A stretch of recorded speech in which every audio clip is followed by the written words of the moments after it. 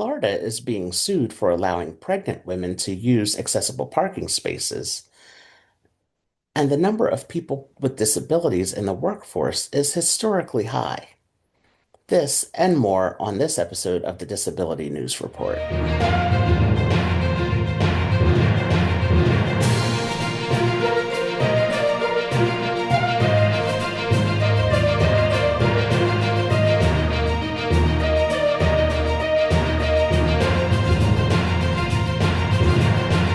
This is the Disability News Report with host Arthur Aston.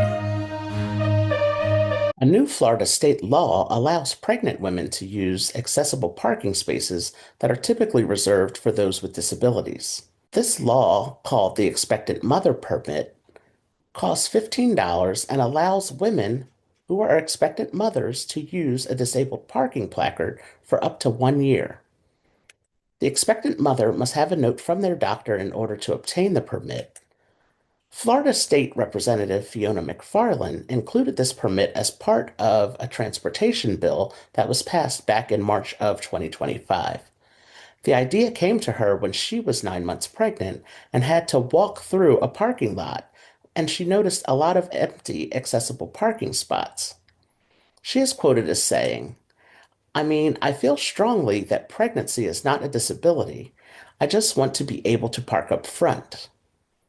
She goes on to say she wasn't aiming to take parking spots away from handicapped people who truly have a physical limit in their mobility, but she also wanted to help moms. Disabled Florida resident and disabled rights activist Olivia Keller recently filed a lawsuit saying that the state law violates the ADA. Her lawsuit stresses that the number of accessible parking spaces that is required under law by the ADA is already limited and that people with disabilities would benefit from having additional accessible parking spaces over and above the minimum number that is required by law. To give some perspective, 1.3 million of Florida's 18.5 million drivers, that's 7%, have some type of parking permit issued because of a disability. This number does not include permits issued for temporary disabilities.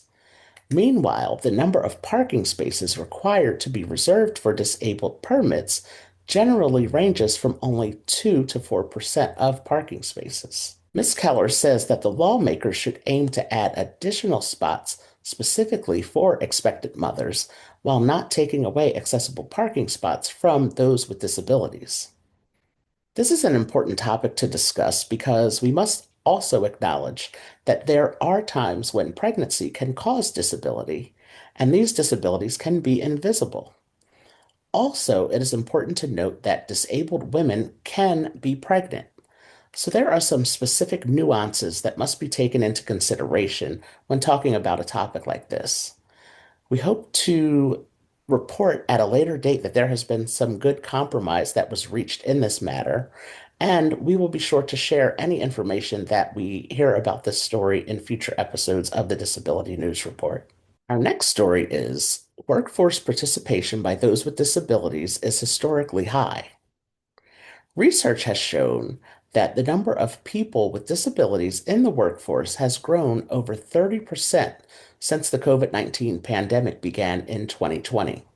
The Society for Human Resource Management, SHRM, a professional association that conducted the research, says that the increase in the workforce among those in the disability community can be directly correlated to the increased number of flexible work arrangements, including work from home options, that many companies have implemented since the COVID-19 pandemic. Since 2020, there has been an increase of 60% in an interest to work among those in the disability community between the ages of 16 and 24 years old.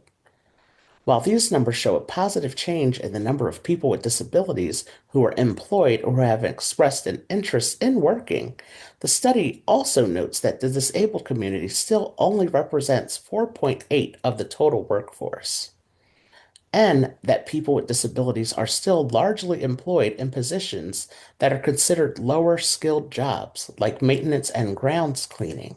It is always encouraging to have stories like this to share with everyone to show that people in the disability community are interested in working.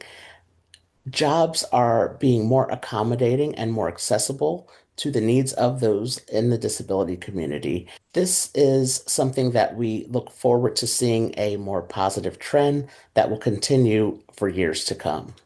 Our next story is How I Met Your Mother co-creator Craig Thomas on spotlighting disability and family in his debut novel. How I Met Your Mother is a very popular TV sitcom that ran for 9 years from 2005 to 2014. The sitcom's main character, Ted Mosby, is the narrator of the series, and he is sharing the story with his children of how he met their mother. Craig Thomas, one of the show's co-creators, recently wrote a novel called That's Not How It Happened. The novel is told from four different perspectives and shares the story of a family that includes a young man with Down syndrome, his teenage sister, and their parents, and it tells how their lives changed when Hollywood turns their life story into a movie. While Thomas is clear that this novel does not tell his family's story, it is real life. He is the father of a child who is disabled, and he did pull from some of his personal life experiences to write this novel. His son was born with Jacobson syndrome, a rare genetic disorder caused by the deletion of part of chromosome 11. This deletion leads to a loss of several genes that play important roles in various bodily functions. Although the thought crossed his mind to incorporate part of his son's story into his writing for How I Met Your Mother, as two of the characters, Marshall and Lily, were based on him and his wife's relationship, he was never able to really make that happen. The other characters in his book mimic parts of Thomas's real life. For example, the teenage daughter does not have a disability, just as Thomas's daughter is not disabled. And the father's character in the book is a screenwriter, just like Mr. Thomas. An audiobook of That's Not How It Happened will release alongside the novel. How I Met Your Mother stars Josh Radnor and Colby Smulders, who will voice the father and mother in the audiobook, respectively, alongside Kevin Iannucci as the son and Marley Watson as the daughter. While That's Not How It Happened is not a political book on the surface, Mr. Thomas hopes that it will get people thinking about disability in a more positive light. Mr. Thomas is stated as saying, the way that disability is being attacked in politics and pop culture, and the return of the R word, and the way that so many services and funding are being jeopardized and attacked, it's really scary. It's a scary moment for the disability community in America. My dream is that this book gets people thinking and talking about how we think and talk about disability in our culture, what representation looks like, what inclusion looks like, and what using ingenuity to invent ways to include and represent people with disabilities looks like. We're excited to see that this book was being released and what the topic was about, and to hear the background of Mr. Thomas's story and how he put parts of his story into this novel that he has written. We look forward to sharing more stories like this, where books are being written with disabled characters. Our next story is In a DC library, students with disabilities, joy is on full display. Students at Georgetown recently created an exhibition at the Martin Luther King Jr. Memorial Library in Washington, D.C. The exhibit is called Not Without Us, a celebration of disabled joy. The exhibit is filled with paintings, photographies, doodles and notes, embroidery and sculptures, and animated videos. One of the exhibit's contributors, Bakari Kone, grew up in the Ivory Coast. Speaking of his dyslexia diagnosis, he says, I grew up in the Ivory Coast, and the culture doesn't really understand what it means to be dyslexic or disabled. He said they default to what they've known for centuries, which is that this might be some type of spiritual thing, an unknown disease, or the kid's faking it, or not being smart or applying himself. I was applying myself the whole time. I was just struggling a little bit. He moved to New Jersey at the age of 8 and began taking photos while walking around the city of Newark. Bakari says that although it has taken him some time, he is now comfortable telling others that he is dyslexic. He is able to make jokes about himself being dyslexic, and to him, that is disability joy. Being able to be proud of all his identities and living in all of his truth. Amy Kenny, director of the Georgetown University's Disability Cultural Center, says disability is a culture, a community, a way of being, and a creative force. It's multifaceted. There are aspects of being disabled that are difficult, and there are aspects that are vibrant and exciting. I hope that the exhibit demonstrates a variety of those experiences and invites people to consider how disability joy is already part of their lives. We hope that this is just one of many exhibits that put disability joy on full display to show people living in their full truths with their disability. We are excited for this exhibit at the library in Washington, D.C., and hope that it is the first of many more to come. Our last story is about 1 in 5 law students have a disability, a new survey finds. A survey from Indiana University found that about 20% of law students in the United States have some type of disability diagnosis. This includes mental health diagnosis and physical disabilities. Over 11,000 law students from 64 law schools participated in this survey. Here are some of the statistics that were found as a result of the survey. Mental health and developmental disabilities are most common, with 57% of the students reporting anxiety, 55% reported having ADD or ADHD, and 41% reported having depression. Among students with disabilities, 83% have at least one mental health or developmental condition. 37% have a chronic condition, learning disability, or other listed condition.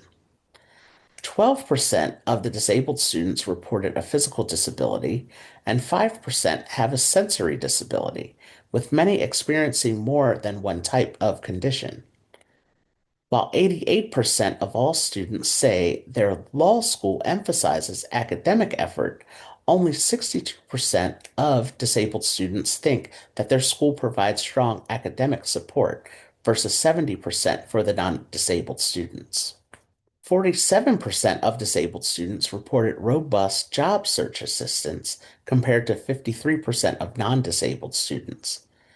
Only 27% of students with disabilities think that their school supports their social well-being, and only 23% said their school helps them manage outside responsibilities like work and family. The director of the Law School Survey of Student Engagement at Indiana University said, this stresses the importance of having law schools that have the appropriate support systems and accessibility features in place that benefit all students, including those with disabilities. They go on to say that law students with disabilities do so much on their own, preparing for class, contributing to discussions, joining and leading student organizations and other activities at the highest levels, but they are missing necessary institutional support.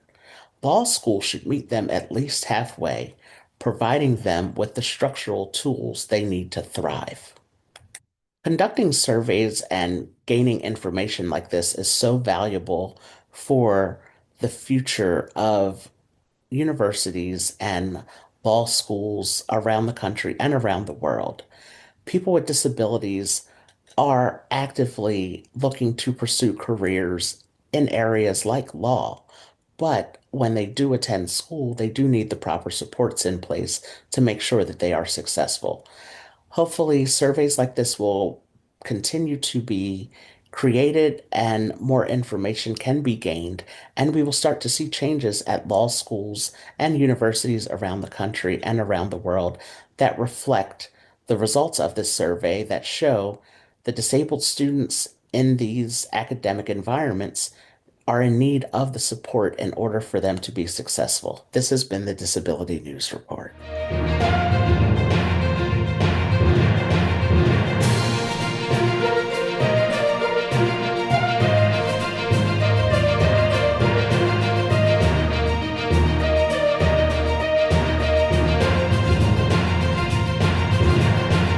This is the Disability News Report with host Arthur Aston.